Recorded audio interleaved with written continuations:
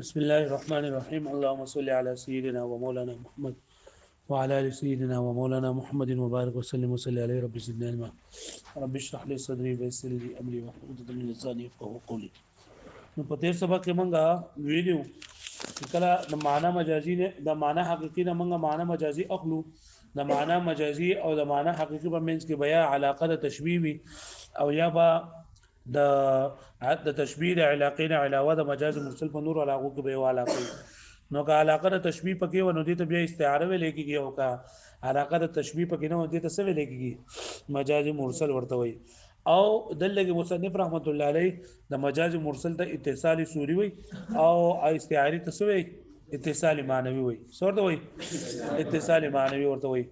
نو بیا موږ پرون سبق کې دا خبره کړې و چې دلته اتصال سوری او د اتصال معنوي مثالونه ویلو او داغه لکه څنګه جوړه په حیثیتو کې دي مثالونه کې په شرعیاتو کې دي. نن سبق کې دا خبره کوي چې مصنف رحمت الله علیه اتصال معنوي یعنی استعاره دي کړنه کړه او تاسو په علم البيان کې بقوه دي ته موږ ضرورت نشته نه سیمه اتصال سوری ذکر کړه ده او په اتصال سوری کې دا ټول اتصال غیب نه دي ذکر کړي ټول صورتونه نه دي ذکر کړي 25 صورتونه بلکې صرف سبب او علت په ذکر کړه ده. صرف په څه ذکر کړی دي سبب او علت. بیا دا علت مخ کړه ده په سبب باندې د دې وجه دا چې دا حکم نسبت چنن دا ډایرک علت ته کیږي د حکم نسبت څه ته کیږي علت ته کیږي دا ته نسبت سبب ته نسبت نه کیږي. سبب دا خو طریقه وي سبب دا څه وي طریقه وي یعنی د دې د سبب نسبت چې حکم د حکم نسبت چې سبب ته کیږي نو په مېس کې په واسطه او د حکم نسبت چې علت ته کیږي په دې کې واسطه نه بل د علت ته مخ کړه چې په علت کې استعاره دا د جانبینو نه صحیح ده په دې کې رسنه صحیح ده یعنی علت بول کر معلول ته مراد غسل او معلول ویل علت ته مراد غسل ورنه صحیح دي ځکه اصل په استعاره کې دا خبره ده چې یو پکې محتاج او بل محتاج الیه وي او علت معلول ته محتاج دی او معلول علت ته محتاج دی ځکه دا معلول بغیر د علت نه راځي چې علت راځي نو معلول به خامخا راځي پوه شئ. نو علت ویل او معلول ته مراد غستل او معلول ویل علت ته مراد غستل د معنی سری صحیح دي. لکه شراء دا علت ته د ملک لپاره شراء دا علت سره لپاره نو شراء دا علت شو او ملکیت دا څه شو معلول شو. نو ته لکه دا شی زما زره دی مالک یما مطلب دا میسه کو وامه غسودی چې ما مراد غسته شي اته دا سیس مو واغستو نو دې دا دې مطلب دا غسته شي چې دا سیس زما مالک شوم. نو که یو سړی دا وای کنه وای کما ټول غلام واغستو نو دا غلام په ما باندې ازادي ټول غلام واغستو نو څه به هغه نو دې چل نو کو چې دا لاول نیم غلام واغستو او هغه غلام چې لنده بیا په بل چا باندې خرڅ کو او به ورسو یو کال بعد یا یو میاش بعد نیم غلام بیا واغستو نو هغه شرط موجود شو کنه چې غلام می واغستو نو دا نیم غلام چې کم په باندې دی دا به څه شي آزاد بشي ځکه شرط موجود شو کنه دوی چې غلام می واغستو نو غلام خو واغستو کنه خو کته دې سی وې کزه ټول غلام مالک شوما کزه ټول غلام مالک شوما نه غلام په ما باندې سي آزاد به نو نیم غلام واغستو او هغه غلام خرڅ کو بیا هغه غلام سکو بیا نیم غلام رستو نور واغستو نو اوس دا نیم غلام په ودا باندې نه ازاديږي ځکه دې ټول غلام مالک نه دی د نیم اوس مالک شو او د نیم دې مخک مالک شو پوه شو به باندې وسته ته موږ وایو کنه دا وایي چې انیش ترې ټوټه کې دی کما غلام واغستو نه بسې په ما باندې بسې آزاد وي کنه نو دا غلام واغستو او نیمه یو واغستو آزاد کو به ور سوري واغستو موږ دا غلام اوس پتا باندې آزاد دی نو نه ما ویلی شراوا او مقصود می ته ملکیتو ویلی می شراوا او مقصود می ته سو نو قضاء بد تصدیق کولې کیږي ځکه چې شراوا او علت شراء علت ته او ملکیت دا معلول له علت و معلول ته مراد غسته کی قضاء خوده په دا باندې غلام آزادول نشته ده خو دیانتن کده دغه نو نیت نو او دا اصل خبره کړو نو بیا بلکا کده دا شیران مقصودو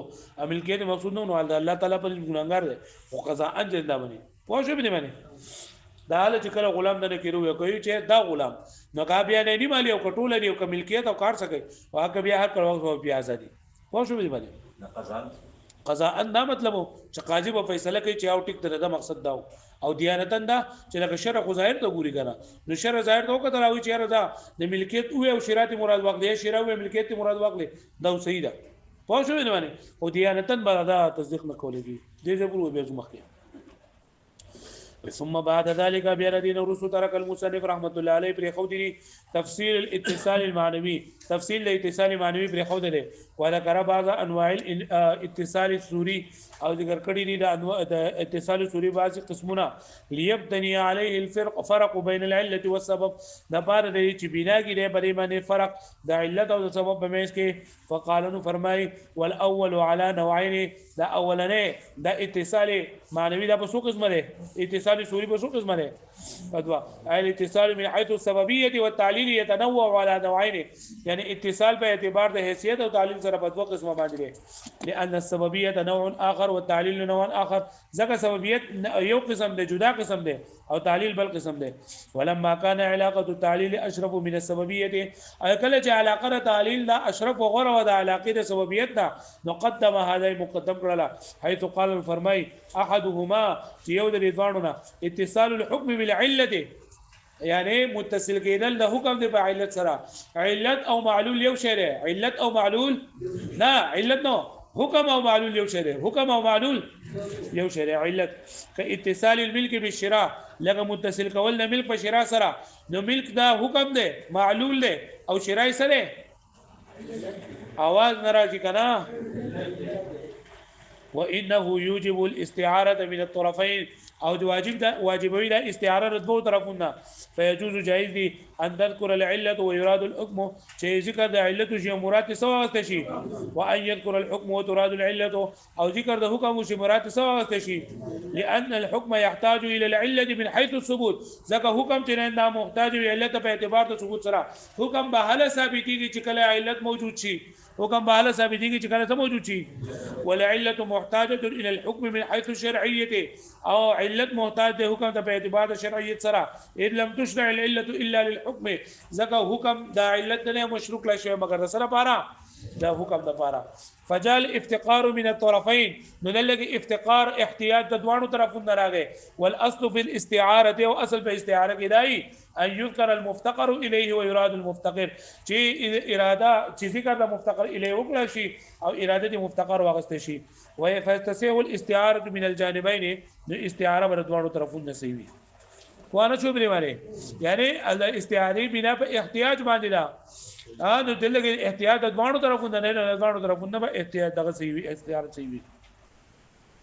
حتى اذا قال كتي سړی وای ان اشتريت عبدا فهو حر کچته ما واغس یو غلام هغه آزاد وي او په دې اشتراس په شرا سردنیت وکړه سو د ملکیت او قال يدسوي ان ملكت عبدا فهو حر کچته زه مالک شوم د غلام نو هغه آزاد وي ونوابي شرا او ملکیت وي او نیت رسو کو د شرا کو يصدق فيهما ديانه فذوان صورتونه کې به ديانه تصدیق کولېږي سبق کې تصدیق کولېږي ديانه تفريع الاستعاره للحكم والعكسي دا تفريد الاستعاره د علت د حکم لپاره واقسي فإن شراء علة والملك معلول لك شراء علة والملكية سره معلول والاصل في الشراء او اصل بشراء کې دا علي الا يشترط اجتماع الكل في الملك چې شرط نکړی شي اجتماع ټول په ملک والاصل في الملك او اصل په ملکیت کې دا دی ان يشترط الاجتماع عرفا چې عرفا پای کې اجتماع سره شرط لشي دا فإن اشترى نصف عبد دا ټول خبره د ماته روز په پښتو کوکړه کچره دا واغسو نیم غلام وباعه او بیا سکو خرڅ کو ثم اشترى النصف الاخر بيرسل بل نیم غلام نور واغسو نو يعتق هذا النصف في صوره الشراء نو په صورت د شراء کې بدا بقایا نیم چې دا پس شو آزاد شو لا في صوره الملك نه په صورت د ملکیت کې به اعتبار المعنى الحقيقي ځکه چې اعتبار کې د معنا حقيقي شوی فإن قال کچره دی وای اردت باحدهما الاخر ما اراده کړې په دوانو کې دی یو يصدق في صورتين ديانه بررت په دوانو صورتونو کې تصدیق کولېږي ولی لصحه الاستعاره ځکه استعاره په کې د دوانو طرفونو سره